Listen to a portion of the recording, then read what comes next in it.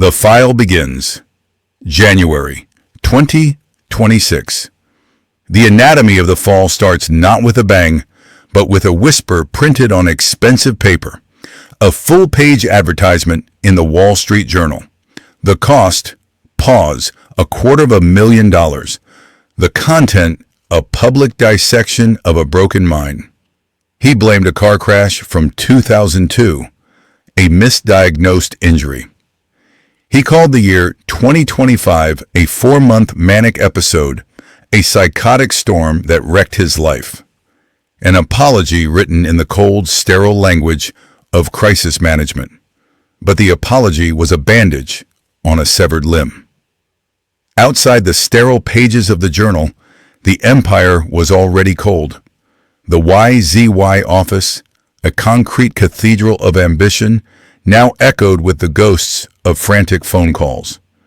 The Wyoming ranch, once a creative mecca, lay buried under a silent blanket of snow, a monument to an exiled king.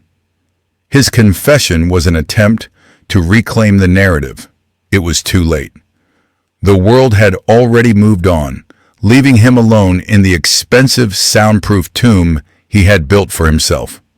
Further documentation suggests the claim of a manic episode was a strategic retreat, not a full surrender. The real story, as always, would be worse. The public response was not forgiveness. It was a digital autopsy, performed live. News tickers scrolled with his name, a constant, flickering obituary for a career. Pundits who once lauded his genius now picked over the details of his ruin, their faces grim with a strange, satisfying gravity. This was the dark spectacle of the fallen god. The media had found its perfect narrative, the glitter and the gutter. The fatal mistake wasn't the anti-Semitism, nor the swastika emblazoned shirts. Those were just symptoms. The true incurable disease was an ego that had metastasized, consuming the host. The public, which had once paid for his music and his shoes, now consumed his humiliation with the same ravenous appetite. It was the final transaction. A verdict delivered not by a court, but by 1 billion screens. They spoke of a curse, the inevitable price for flying so close to the sun. But it wasn't a curse. Pause. It was a bill coming due. And every bill has an itemized list of charges. To understand the final invoice, we must audit the first transaction. Long before the public immolation, there was the quiet hum of a beat machine in a Chicago bedroom. A sound like a promise or a threat. He was an architect of sound, drafting blueprints for empires he wasn't allowed to enter. For others, he was the ghost in the machine, the producer whose beats made kings. But the ghost wanted a face. The hunger was visceral. It had a sound, the screech of tires on a highway in 2002. The car crash wasn't just an accident, it was an unscheduled demolition. A fatal error that became a core feature of the design. From the wreckage through a jaw wired shut, he didn't just rap. He dictated his own terms to reality. Through the Wire wasn't a song. Pause. It was a proof of concept, a demonstration that even shattered bone couldn't silence the ambition. The pink polo shirt and the designer backpack that followed were not just fashion.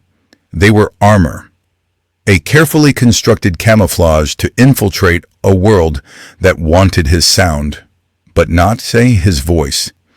He was building the brand, polishing the gold, unaware that the foundation was already cracked. The ascent was immediate and unnatural. The college dropout wasn't an album release. It was a hostile takeover of the airwaves. This kind of velocity defies gravity. It suggests an outside force, a silent partner. In old interviews, you can see the language of the pact forming. He doesn't talk about hard work. He talks about destiny, about being a vessel. It's the rhetoric of a man who has signed an invisible testament, a contract whose fine print is written in shadow. The collateral for this celestial loan, pause, his mother's belief. Pause. Donda West wasn't just his anchor. She was the human sacrifice the narrative would later demand. This is the anatomy of the fall, beginning with its glorious climb. Every Grammy was another deposit. Every platinum record, another link in the chain. The pressure mounted. The sound of graduation was desperation masquerading as celebration. The roar of the stadium crowds became a wall of white noise, isolating him on a stage that was shrinking into a gilded cage. He was entering the meat grinder of fame. He thought he was its master. But the machine is designed to have only one output. And that output is waste. The slow, methodical dismemberment of an empire. What followed the outbursts of 2025 was not chaos. It was an orderly, corporate demolition. The brand partnerships, Adidas, Gap, Balenciaga, they didn't just leave. They conducted a financial autopsy on a living body.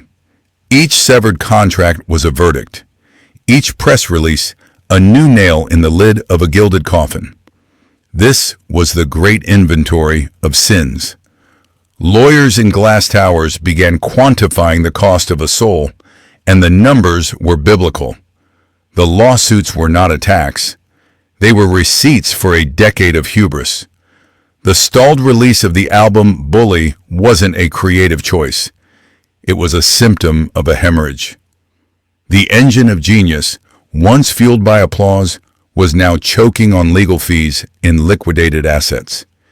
He had built a cathedral of hype and now stood in its ruins, trying to sell souvenir t-shirts printed with his own obituary. This is the anatomy of the fall when the money stops. It is silent, it is efficient, and it is absolute. The mutilated fate he had authored for himself was finally being published with the full force of contract law. Pause. The price of being a god is having your name chiseled off the temple. Behind the wall of public filings and corporate statements lies the rot, the secret evidence, the whispers from the bunker. For months, the narrative was that this was a social experiment, a performance. This was a lie told to a mirror, hoping the reflection would believe it. The truth, as pieced together from internal communications and discarded hard drives, is far less strategic. It was a collapse from within. The early leaked versions of Bully are the key exhibit. The AI-generated vocals are not a placeholder. They are a digital ghost. The sound of a man so isolated in his own echo chamber that he outsourced his voice to a machine. His collaborators were no longer peers. They were employees tasked with managing a deity's decline. The short film, featuring his own son, was not a piece of art. It was a human shield, a desperate attempt to anchor his unraveling persona to something pure. Then came the final gambit. The apology. A full page in the Wall Street Journal blaming a misdiagnosed brain injury from 2 decades prior. It was a masterpiece of crisis management, a perfectly engineered plea that smelled of lawyers and public relations firms, not genuine contrition. This was the ultimate fatal error. Not the rants, not the hate. Pause, but the belief that a soul could be laundered like money. This audit, however, reveals the dark forces were never shadowy cabals. They were corporate entities with quarterly reports. The anti-Semitic rants and Hitler praise were not just psychotic breaks, they were signals. A frequency that attracted a new, more cynical class of investor. The outrage was a commodity. The condemnation was free marketing.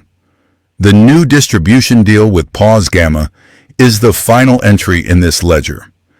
It is not a rescue mission. It is a leveraged buyout of a collapsing star. They are not investing in the music. They are underwriting the spectacle. The anatomy of this fall shows that Kanye's greatest sin was not pride. It was believing he was the predator when he was merely the most valuable asset in a portfolio of chaos. This was the fatal mistake. Not the loss of brand deals, but the conversion of human beings into inventory. The personal cost is cataloged most clearly in the file on Pause Bianca Sensori. She is the living embodiment of the YZY brand. Her body, draped in sheer fabric for the world's cameras, was not an act of rebellion. It was a marketing strategy, a walking, breathing advertisement for the BD01 bodysuit. He draped his brand over his wife until the woman underneath was redacted. This is the architecture of his loneliness. When your son is a prop and your wife is a billboard, there is no one left to call. Pause. Only an audience. The song hinting at their split was not a confession. It was a teaser trailer. The wreckage of his empire isn't financial. It is the silence in his concrete mansions, populated only by echoes and employees. The silence is the final commodity. The full-page apology in the Wall Street Journal was not a plea for forgiveness. It was a prospectus for a damaged asset seeking new investors. He offered up a manic episode as collateral, a 4-month psychotic break as a line item in an audit of his soul. Pause. A misdiagnosed brain injury from 2002 became the retroactive alibi for 2 decades of chaos. This was not confession, it was a rebranding. The album, Bully, is the centerpiece of this hostile takeover of his own narrative. Its endless delays were not the sign of an artist perfecting his craft. They were the frantic rewrites of a man trying to outrun his own verdict. The deal with Gamma is not a comeback. It is a relocation to a less desirable neighborhood. The rumored tour of India is not expansion. Pause. It is the search for a new market, one that might not have read the fine print of his public disgrace. This is the anatomy of the crash. A slow, grinding descent into the tier of novelty acts and cautionary tales. He is no longer the predator. He is the ghost haunting his own vacant properties. So we arrive at the posthumous audit. Was this the inevitable trajectory of a flawed man, or the result of a single fateful impact on a California highway? The final ledger presents the 2002 car crash not as a tragedy, but as an origin story. The perfect, unfalsifiable source code for the glitch that followed. It is the ultimate defense. He was not the driver, merely a passenger in a body with a damaged brain. This is his bitter testament. But the question of accountability remains, a debt that cannot be restructured. His legacy is not the music or the fashion. It is the blueprint for a spectacular demolition. Pause. A case study in how to burn a kingdom to keep yourself warm. He taught a generation that ambition was a fire, but forgot to mention it burns the ground it stands on. The glitter is now just broken glass. The poverty is not financial, but a profound deficit of humanity. The final verdict is not about a curse or a choice. It is about a man who built a bunker to protect himself from the world, only to find he was locked inside with his own ghost. There is no one left to bully. Pause. Only the silence.